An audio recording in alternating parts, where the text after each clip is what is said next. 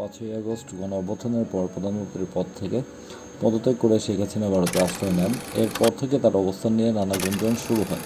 সম্প্রতি খবর ওঠে যে তিনি দিল্লি ছেড়ে সংযুক্ত আরব আমিরাতের উদ্দেশ্যে গেছেন। তবে আজ মঙ্গলবার বিবিসির এক প্রতিবেদনে জানানো হয়েছে, শেখ হাসিনা এখনও ভারতের মাটিতেই রয়েছেন।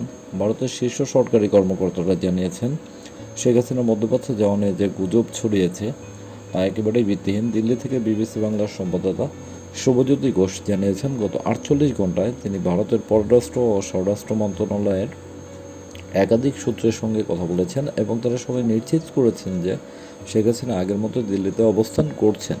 যদিও তার অবস্থান সম্পর্কে সঠিক অবস্থান ভারতের পক্ষ থেকে কখনোই প্রকাশ করা হয়নি, তবে তার অবস্থান যে পাল্টায়নি সেটাও নিশ্চিত করা হয়েছে।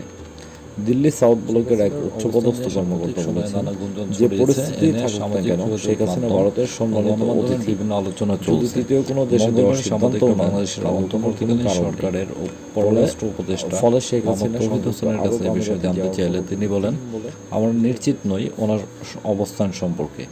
দিল্লি আমিরাতে খোঁজ নিয়েছি, তবে কোনো আনুষ্ঠানিক নিশ্চয়তা পাইনি।